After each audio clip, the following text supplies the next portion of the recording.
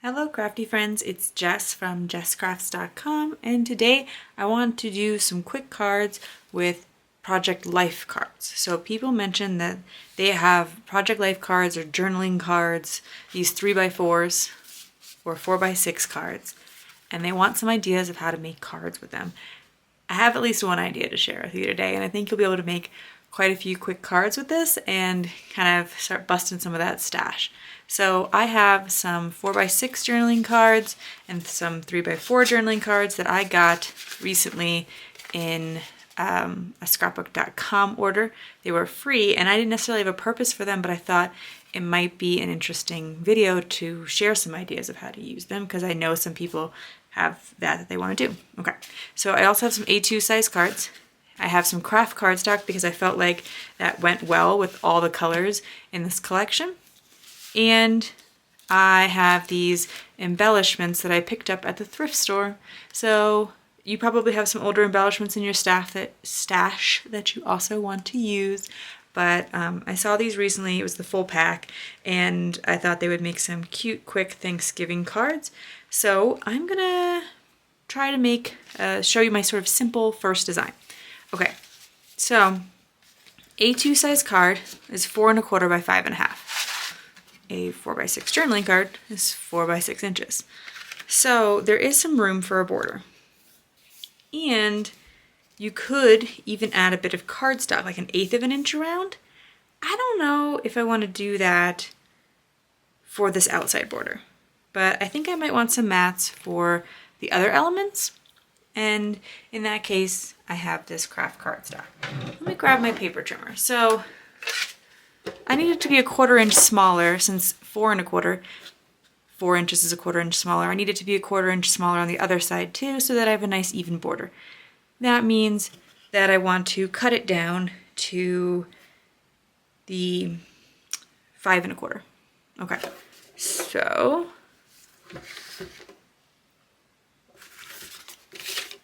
my basic thought here is I can make a background with this, nice and easy peasy simple. Then this leftover scrap, if your card is double-sided, you will have another color to make a strip across. Now, this particular card had something on the back. It had a design, but not necessarily a pattern. And so when I cut it off, I wanted to cut from the side that was blank. And I actually didn't pay attention, so I got really lucky there. I could have accidentally cut off these words and then I would have been sad. Anyway, so now I have that, and I can basically just layer a 3x4 card on top, and now I've used up a whole 4x6 and a 3x4, and I've created this simple card design. I think this looks fine as is, but I think it would could get like a little bit more interest with some cardstock layers to help break up the patterns a little bit, particularly around this 3x4 card. So let me cut a mat. It's a 1/4 inch bigger than 3x4, so it is 3 1/4 by 4 1/4.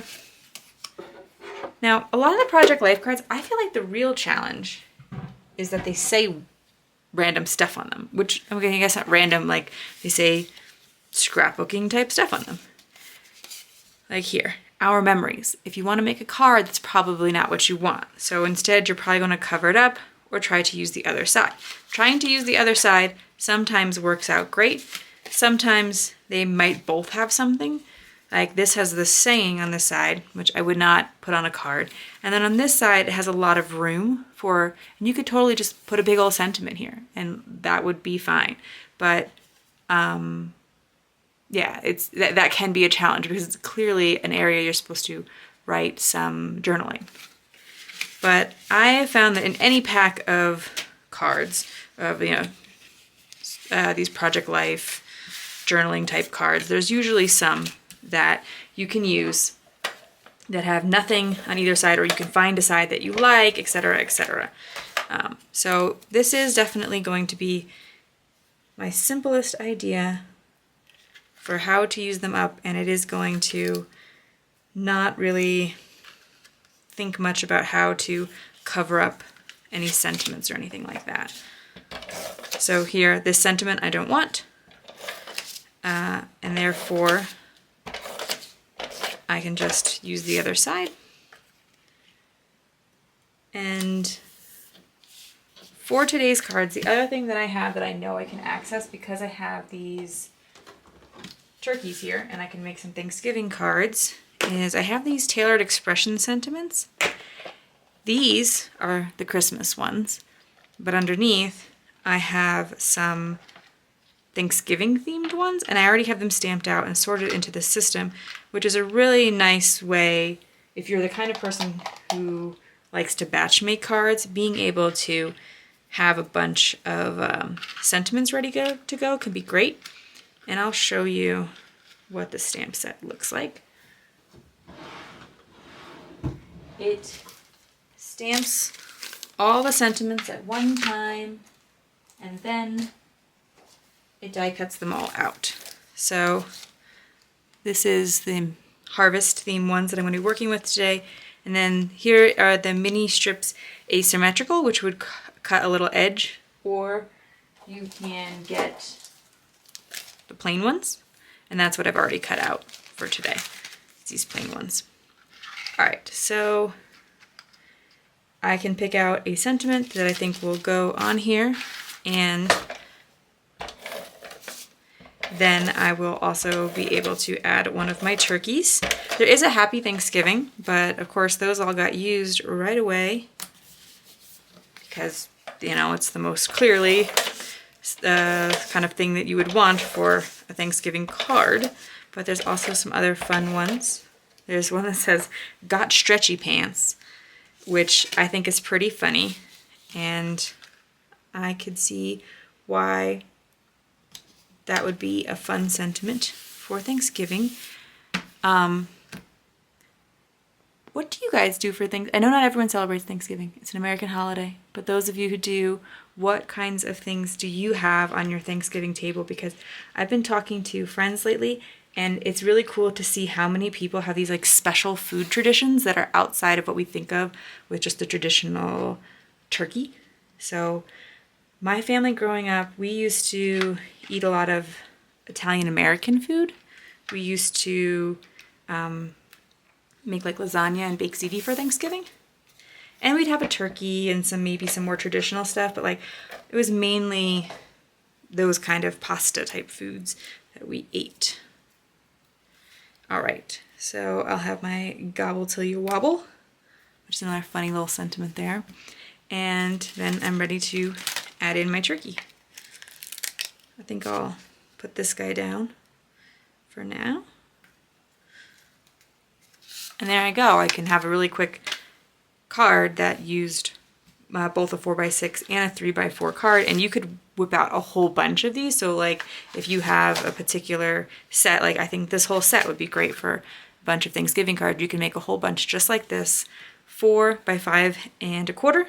Then you have that 3/4 inch by 4 strip behind it, and then a 3x4 journaling card that I matted on a 3 1/4 by 4 1/4 cardstock mat.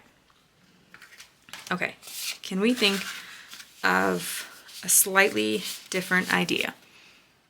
So for our next idea, we're going to take the same cuts and mix it up to a slightly different look on the card. Again, I took that 4x6 card, I cut 3/4 of an inch off of it, and instead of placing it on the bottom and putting the 3x4 card there on top of it, we're gonna move this to the top. Again, I picked a 4x6 card that had a contrasting pattern on the back. So I'm gonna use that bold pattern and then just use this teal strip that I was able to trim off the top. And now this sentiment, which doesn't particularly work for a card, although maybe it could, is now being used in another way. I picked a 3x4 journaling card that was maybe a bit more challenging because this image could be really nice and make a good focal point on the card, and then maybe I don't have to add one of the turkeys to it, but it has this "our home" sentiment or saying on it that doesn't really make sense. So we want to see if we can cover it up with one of the stamps, or one of the strips that we already picked out. Now it looks like, unfortunately, Oh, you know what? Maybe if I place it just right, I think I actually can cover that up, but it's really close. So I definitely lucked out there, but if for whatever reason the sentiment is in a line like this, but the ones you already picked out, you know, I keep on my desk a magnetic die holder, and I just keep my like favorite sentiment strip dies. They're all like different banners and things like that, so that I can always have them close at hand to reach for. I don't like going into my die storage, and in fact I have other banner dies that I almost never use because they're not right out on my desk. I think the smart thing to do would be to mix it up and pull out either, well, I have a couple ideas. Either change up which ones are out on my desk from time to time, get a bigger magnet sheet so I could put them all out on my desk, or, oh, and then I could put this on a mat if I want it to stand out a bit more, but I actually think in this case, that might be a disadvantage because the white really does pop off of the background a lot.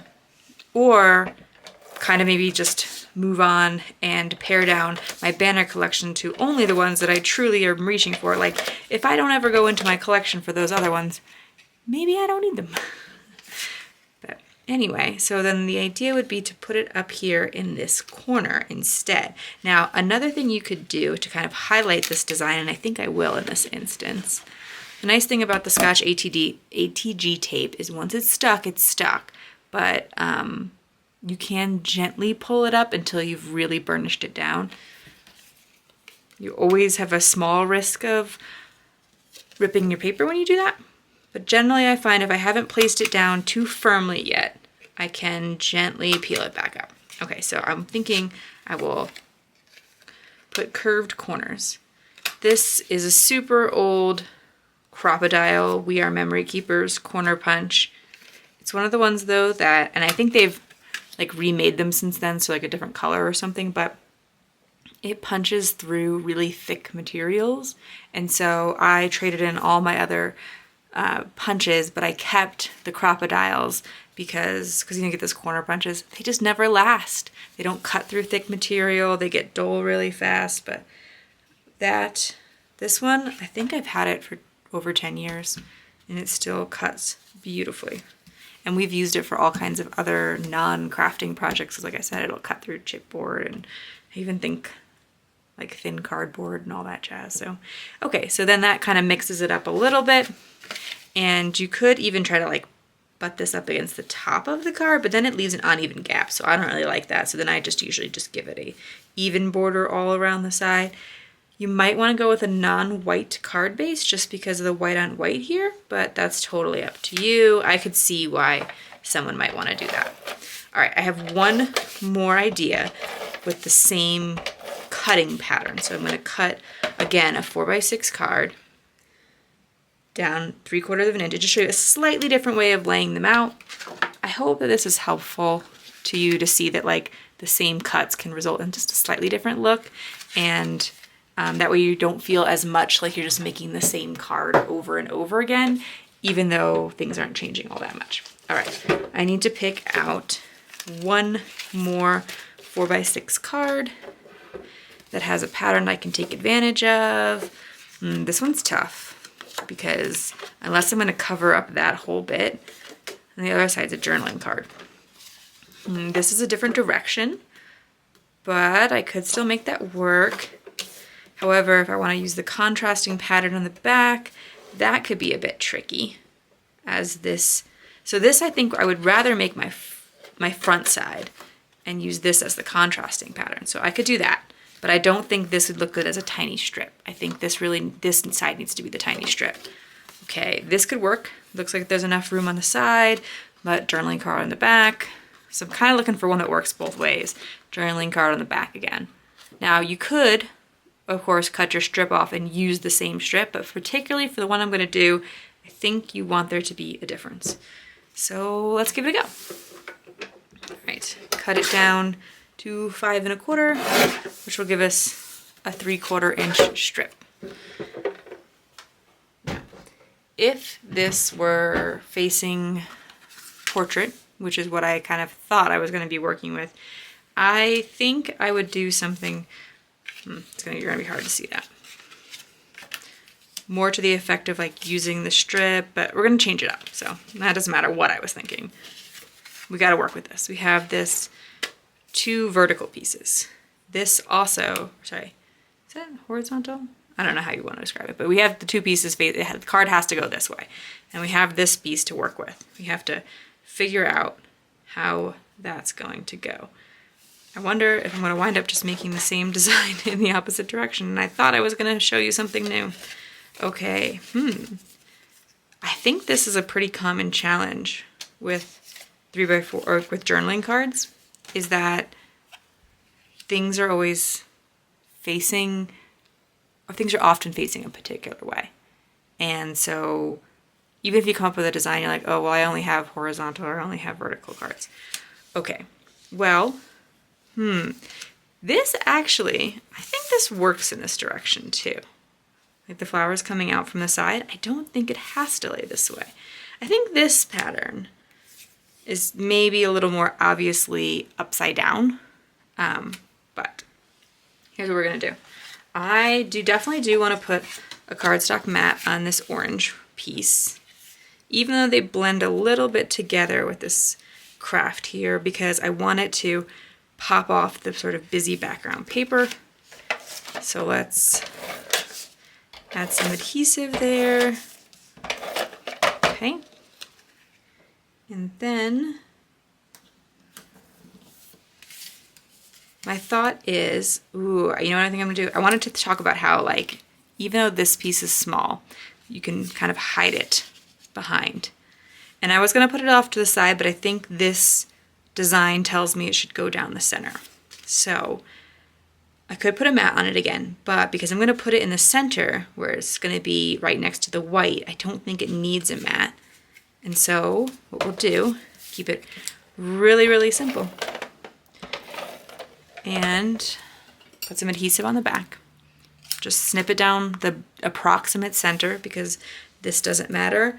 My Altenew mat has an A2 size card here in the center of it, and it has this line that goes through the center of that A2 size card. So it really helps me to line things up. It's definitely a bit of a pricier craft mat, but I needed a bigger one anyway. So I did invest in this one, and so far I've liked it quite a bit. And I do think it's helpful. Like if you're not demonstrating how to make cards, it might not matter so much. But for me, because I do want to try to be a little bit more precise, I think it kind of helps.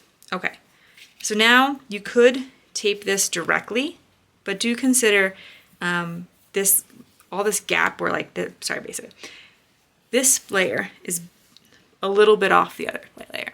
And so if you glue this down with the cardstock mat, it probably won't be noticeable. But if you're gluing thin pieces of paper together, you can sometimes notice that, and it can be helpful to give a little bit of propping up so that everything seems a little bit more flat and flush. But with this cardstock mat, this is cardstock quality, I would say, but it's not super thick. I've certainly worked with thinner pattern paper in the past, in which case I think the layers could be more noticeable. All right, so that's going to be the final orientation of the card. I'll add a sentiment and a turkey. And I think my turkeys are going to work out quite nicely for these designs. I'm happy that I didn't pick a design where it matters so much which way the turkeys are facing, because I am certainly limited by that scope. So this only says to you and yours. If you don't want to make this a Thanksgiving card, certainly you could use a different sentiment. I'm like a little bit tempted. I could use the pumpkins, but orange on orange there. So I think my turkey will stand out quite a bit more. So let's get that turkey on there, and then we will have 3 Thanksgiving cards / this one doesn't have to be Thanksgiving either, ready to go. I'll mount that on a card base, maybe not a white because it is a white background, but you know, we'll we'll figure that out. So anyway, that is it for my video today. If you like this video, please give it a thumbs up. If you are interested in more crafting tutorials, particularly how to use your supplies effectively with no scraps, things like one sheet wonders, be sure to subscribe to my channel. I will leave you links to all the products that I can in the video description. Although again, this is really about using your stash though. But I do still appreciate when you guys come back and use those links for other things because you appreciate the value of my channel. And there's some 2 videos at the end if you want to check out some more. Thanks so much for watching and have an awesome day. Bye!